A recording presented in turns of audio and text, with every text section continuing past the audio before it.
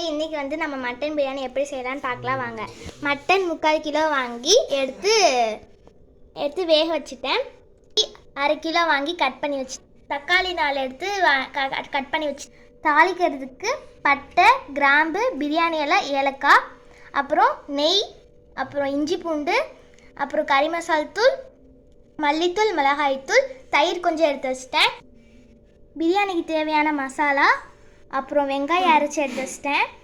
மல்லித்தழை, புதினா, அப்புறம் பச்சை மிளகாய் எடுத்து வச்சிட்டேன். வாங்க இப்போ செய்யலாம். இப்போ நம்ம எல்லாத்தையும் செய்ய போகிறோம், வாங்க செய்யலாம். குக்கர் அடுப்பில் வச்சு நெய் ஊற்றிக்கலாம். இப்போ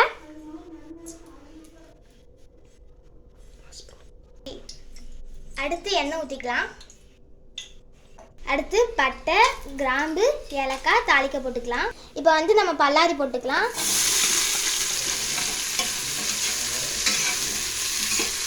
பொன்னிறமாக வர வரைக்கும் வதக்கணும். அடுத்து பச்சை மிளகாய் 4 எடுத்து போட்டுக்கலாம். வெங்காயம் நல்லா வதக்கி பொன்னிறம் ஆயிடுச்சு. அரைச்ச வெங்காயம் போட்டுக்கலாம்.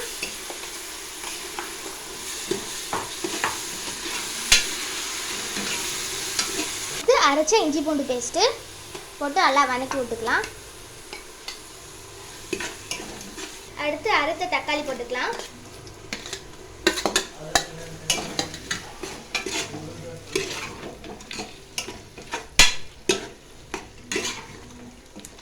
தக்காளி வதங்க உப்பு போட்டுக்கலாம் கொஞ்சம்.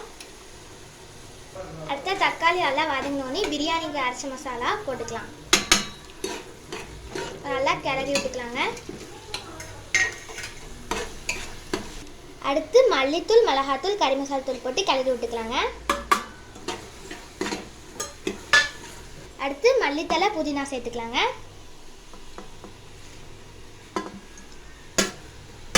நல்லா கிளறி விட்டுக்கலாம். அடுத்து தயிர் ஊற்றிக்கலாம் தேவையான அளவு.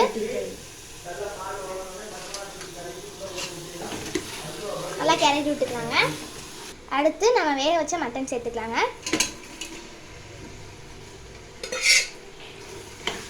நல்லா கிளறி விட்டுக்கலாம்.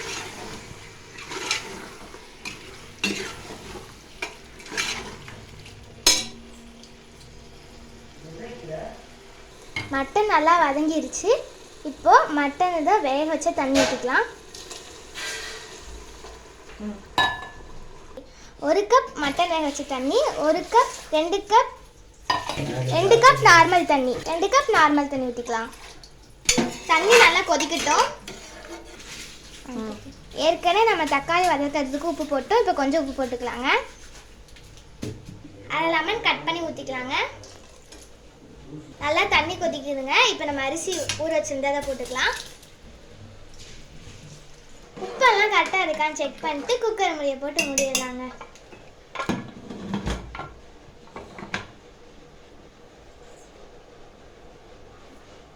இப்போ நம்ம பிரியாணி எப்படி வந்திருக்குன்னு பார்க்கலாம் வாங்க.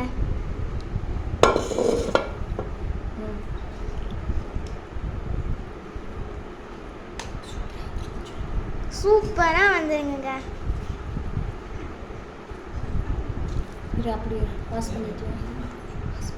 நம்ம மட்டன் பிரியாணி சூப்பராக வந்திருக்குங்க.